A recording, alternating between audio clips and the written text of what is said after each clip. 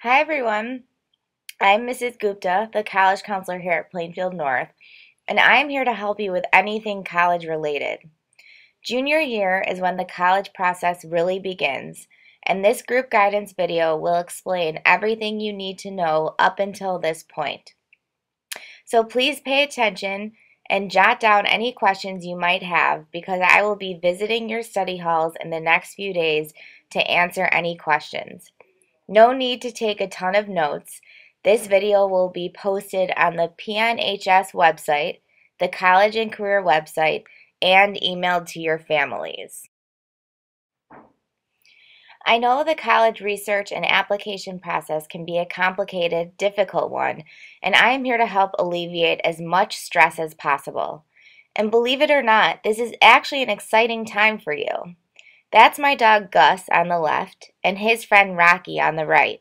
And they want you to remember to breathe and smile throughout the next couple of years when doing all of this college research and application stuff. If you are using your resources and planning the right way, this does not have to be a stressful experience. Today, I will be reviewing senior year course selection, the college research process, tips for college campus visits, admission test information, and meeting with me for a formal junior college appointment. Colleges are looking for several things in an applicant, including the difficulty of the high school courses, the overall GPA, the ACT or SAT scores, letters of recommendation, extracurricular activities, and other experiences that will make the student stand out. Colleges tend to focus on junior year, which is often also the most difficult for students. So make this year count. Your junior year grades are the last grades colleges see before making an admissions decision in most cases, so be sure to finish this year strong. While junior year is the most important, senior year is still critical and looked at by all colleges. Make sure you carefully consider your courses and keep your grades up senior year. The college you end up attending will ask to see a final transcript at the end of senior year. I'm sure you've seen this chart many times, but I want to review it again as a refresher. To graduate from Plainfield North, you need to take the following: 4 years of English, 3 years of math, 3 years of science, 2 years of social studies, 4 years of PE, 1 year of world language, art, CTE, or music, a half year of consumer ed, 3.5 electives, and all of these add up to 21 credits. What colleges prefer, however, is a bit different than our graduation requirements. Colleges are expecting students to take 4 years of English, 4 years of math, 3 to 4 years of science, 3 to 4 years of social studies, and 2 to 4 years of the same world language. As colleges get more selective, they expect more credits in each core academic subject. For example, Illinois State University, Marquette University, and Northwestern University all have different course requirements since each school is more selective than the last. It can also help to take courses in your interest area. This shows colleges you have some experience and understand what the field is about.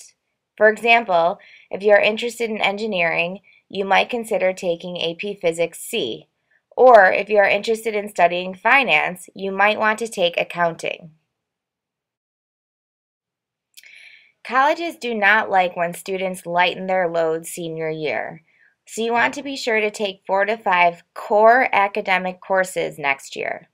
For example, it doesn't look so great to colleges if you had 1 study hall freshman through junior year, then 2 senior year, or if you took 3 AP courses junior year and then took none senior year. You really have to pay attention to both graduation requirements and college requirements. For example, University of California schools, Ohio State University, and some others require 1 year of visual or performing arts courses, and Indiana University requires 7 semesters of math, including 1 semester of pre-calc, trig, or calc. Pay attention to what the colleges are expecting and plan senior year accordingly. A transcript is required for every college application. Your transcript is the most important piece of your college applications and the first thing that every college will look at when you apply. Colleges want an official transcript, and we will go over how to request one during the first week of school next year. But if you need one sooner, go to Student Services. This is an example of what your transcript will look like by the time you apply to college. Again, every college you apply to will ask for an official copy of your transcript. Unofficial copies can be viewed and printed from the Home Access Center. Your transcript includes all of the courses you've taken, the grades you received in those classes, your GPA, both weighted and unweighted, and your class rank. Your weighted GPA accounts for the extra points you receive when you take honors or AP classes. Your unweighted GPA is your regular GPA without any of those extra points. These GPAs are often different numbers and will give you a different class rank. Colleges like to see what's called an upward trend, which shows that your grades improve as you progress through high school. Colleges also like to see students take courses at the appropriate level of rigor. It's always great to try and challenge yourself academically, but you also want to be doing well in the classes you're taking. There's much to consider when beginning the college search process.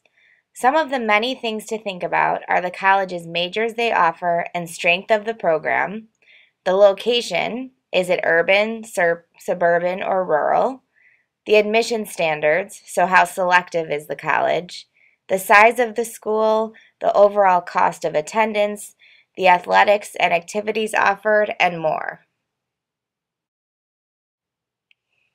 The first step to this process is deciding which colleges to apply to based on the considerations mentioned previously. To do this, you must do your research.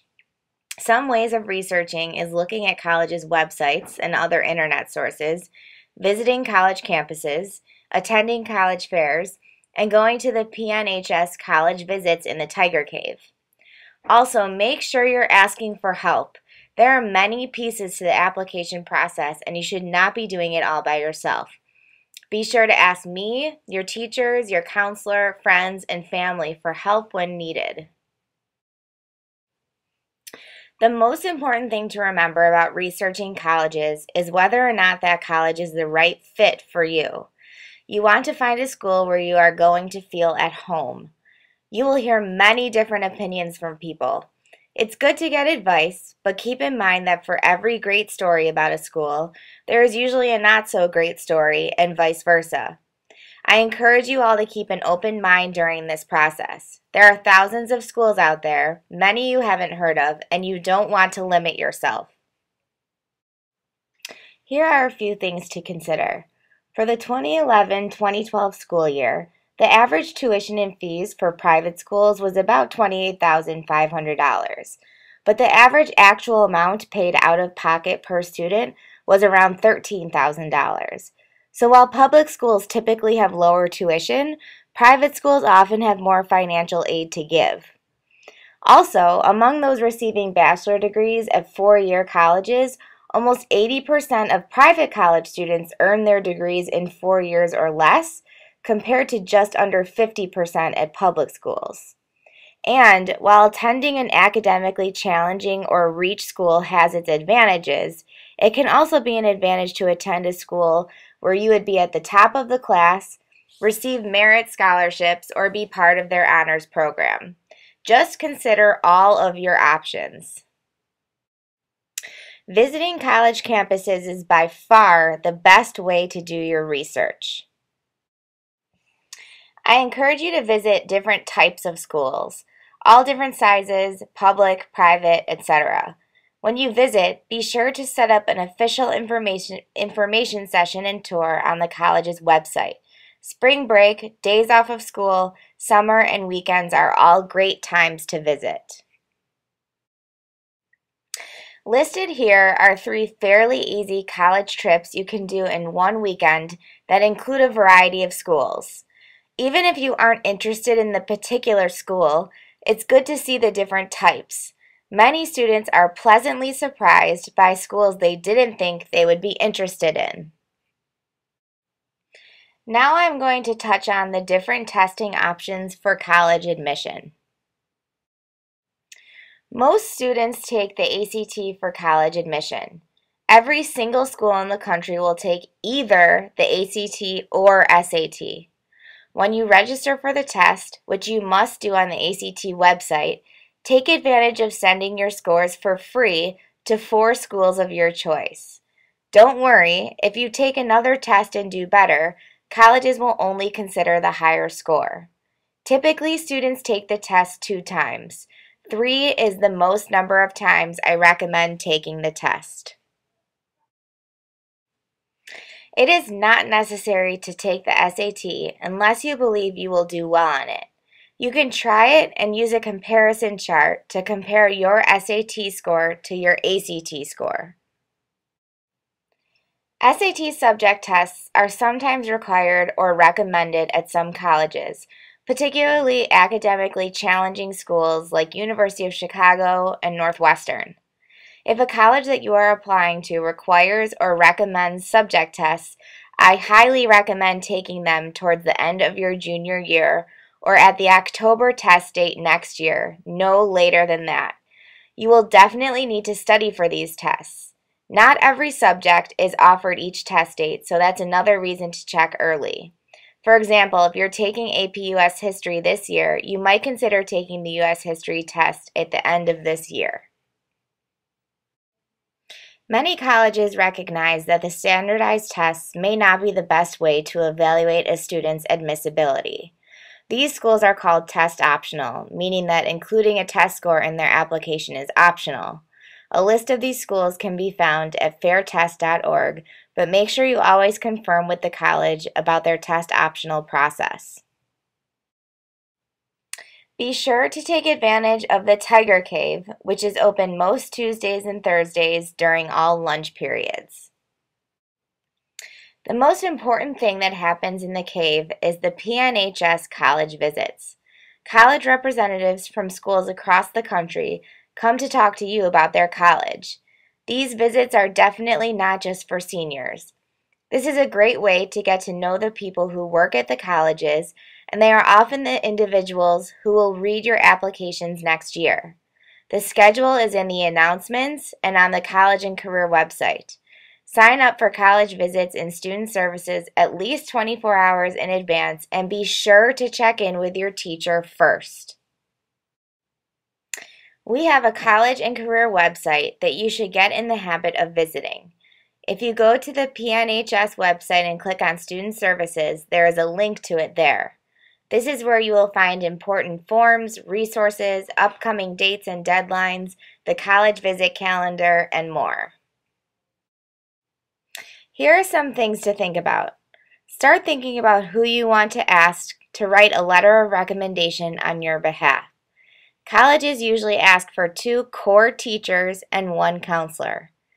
You can also start thinking about all of the extracurriculars, awards, leadership roles, or volunteer work you've done since freshman year and make a list.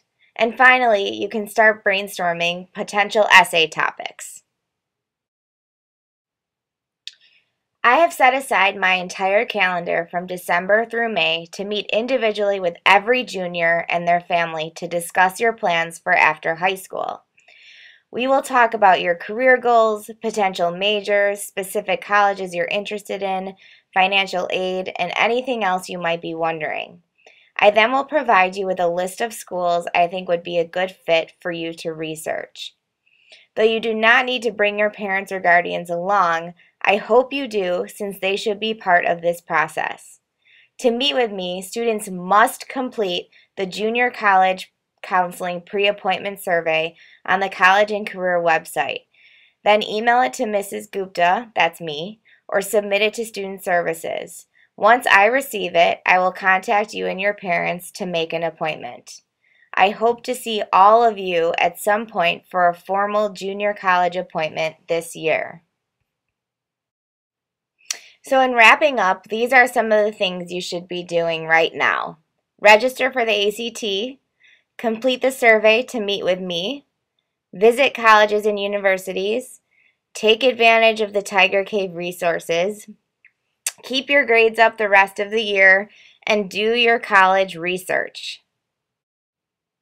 Again, I look forward to seeing all of you for a formal junior college appointment. In the meantime, please come visit me in my office or the cave anytime for questions. You can also email me anytime. Thanks for listening, and I'm eager to get working with you and your families.